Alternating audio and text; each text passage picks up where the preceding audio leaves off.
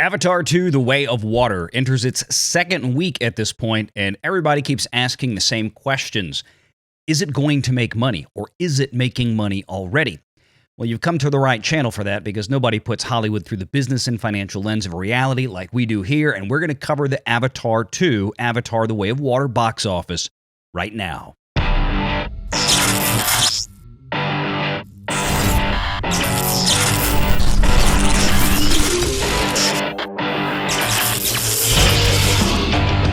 RENEGADE Online.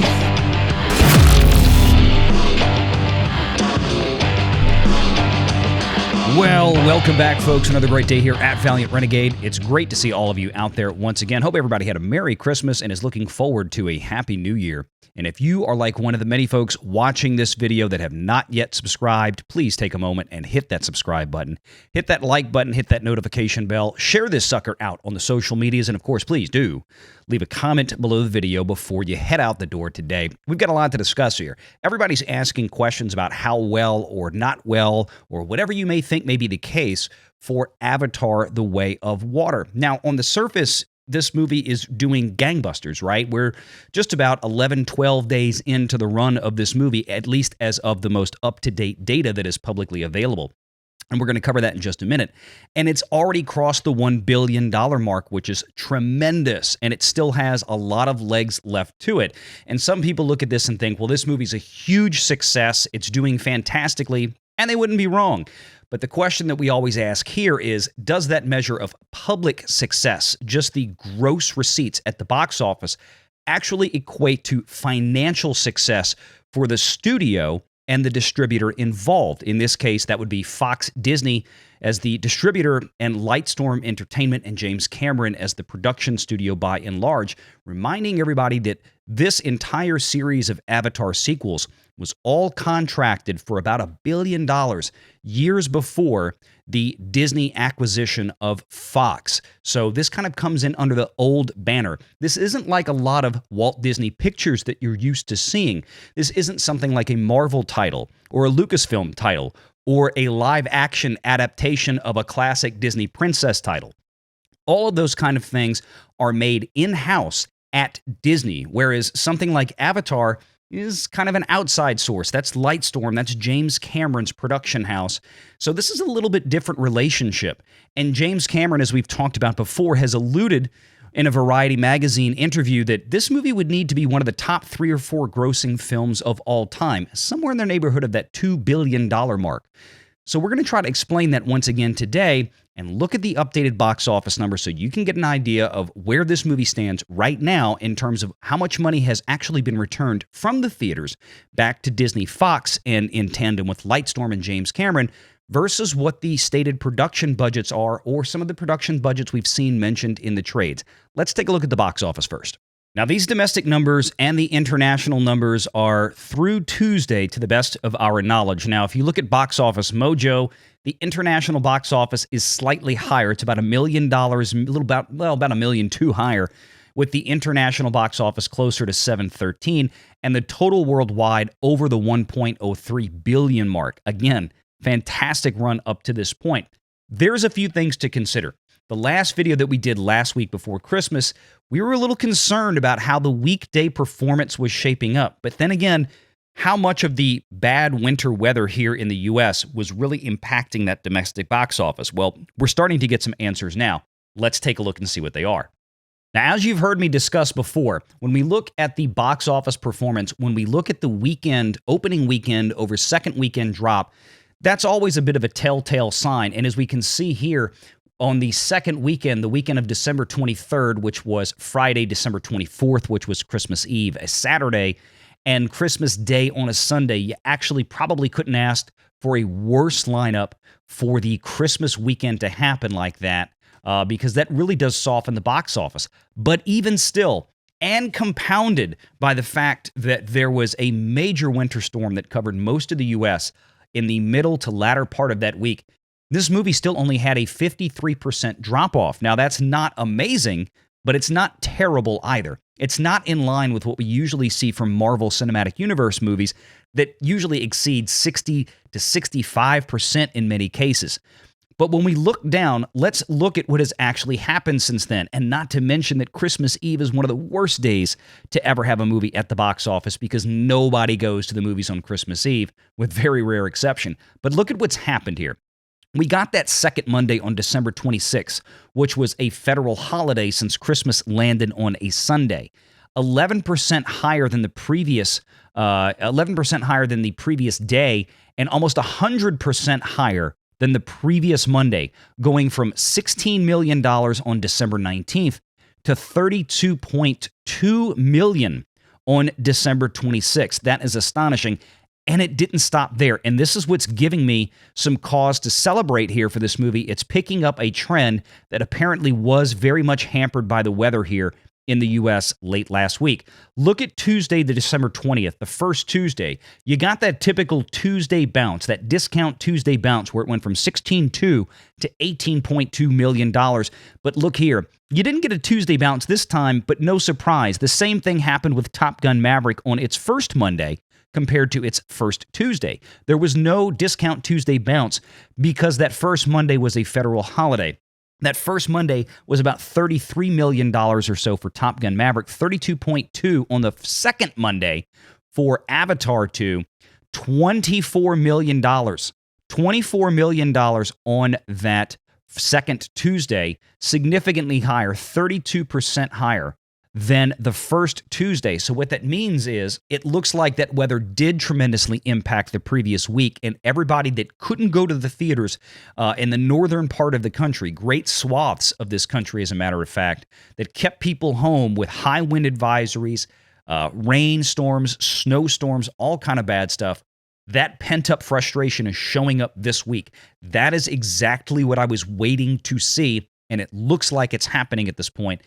And that's good news for this film because it has a high watermark to cross. Again, James Cameron recently alluded to the fact that it had to make close to $2 billion. But why? Let's go back and explain some of the rudimentary elements to box office returns, gross versus net back to the distributor, and how rentals work with theaters. Going back to the top, if we look at this domestic box office of $317.4 million through Tuesday, that means that somewhere to the tune of about $175 to $180 million or so has made it from that theatrical gross back to the studio, the distributor. Disney, Fox, and throw Lightstorm in there as the studio at this point. We'll break that second part down in just a moment. But you got about 175 to 180 million or so, maybe as high as 185, depending on how it shakes out. But 55% for this type of movie is a very good standard of measure when you're going across the board. The bigger theaters like AMC, Cinemark, Regal, Marcus Theaters, so on, Cineplexes like that, they're going to be in that 55% range for sure, and they represent the vast majority of screens and locations in the United States. You might have a handful of theaters out there that had to agree to more ridiculous terms, but they're much fewer and more far between, and their total piece of that $317 million pie relatively small. So that's why I look at 55% as kind of a standard of measure for something like this, because it's going to have a traditional theatrical run, at least 90 days exclusive in the box office. As we continue down, we've got the international box office. Now, this is where it gets a little bit more complicated.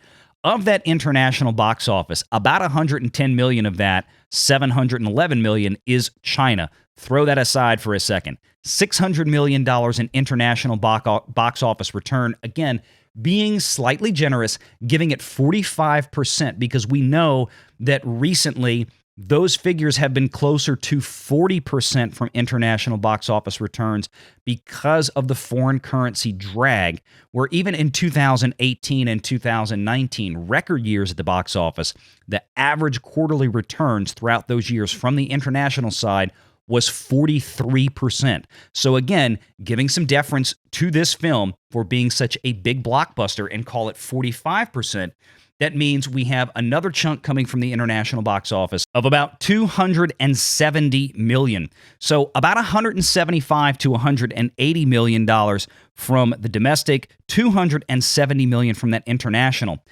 And going back to that China figure, where we said it's about 110 million, you can figure about 25% of that is going to be coming back from China because the Chinese Communist Party keeps most of that pie. So that means about 27.5 million coming back in to that. That means about 477 to maybe $480 million has made it back to the Walt Disney Company so far, based on these rental agreements and sharing. And when I say so far, that doesn't mean that Disney has a check in hand yet. They typically will not until the end of this theatrical run. That's generally how it is worked out with, especially the major theaters.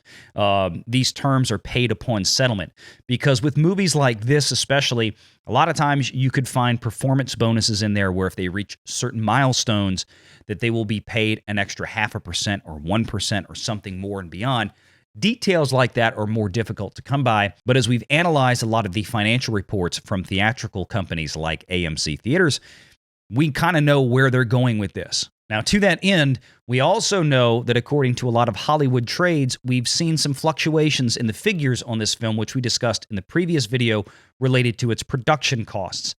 I happen to be at the mark where it's about $450 million.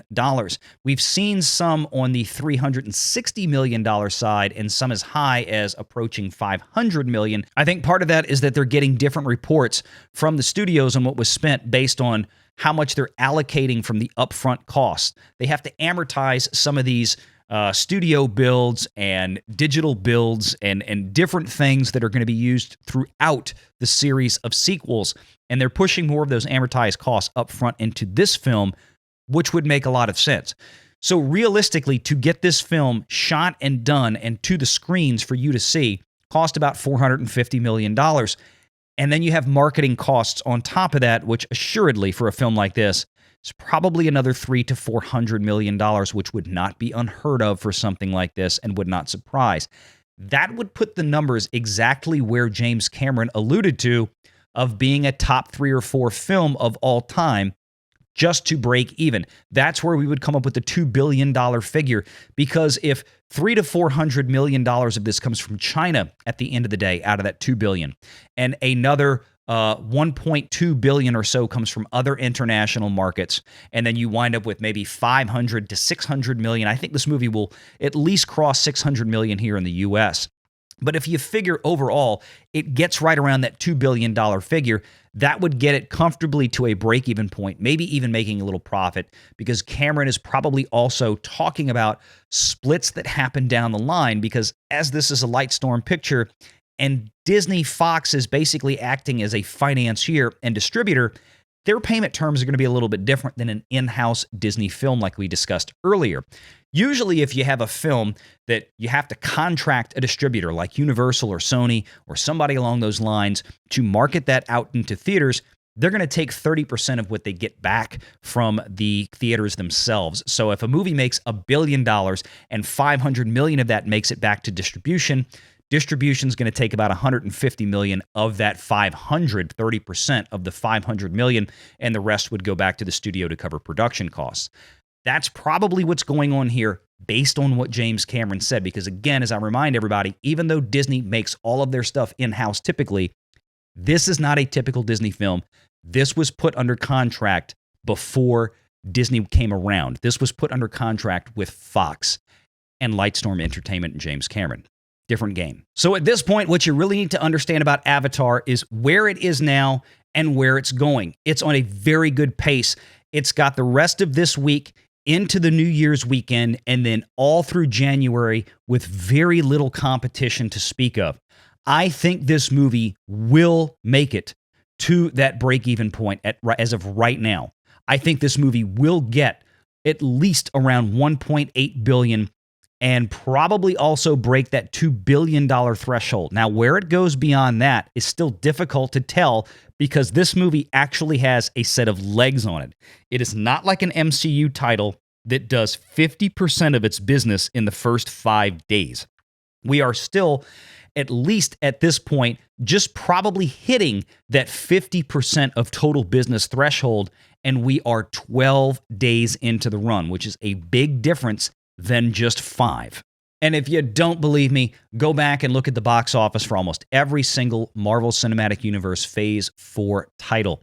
Throw Spider-Man out for a minute because that wasn't a Disney-distributed picture, that was Sony. But everything else besides that, you're going to find has a very, very similar trajectory, that within the first few days, the first 4 to 5 days, 50% of the business is already accounted for.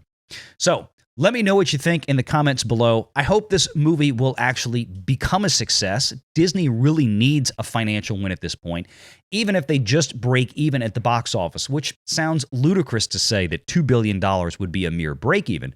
But in this case, it looks to be factually correct.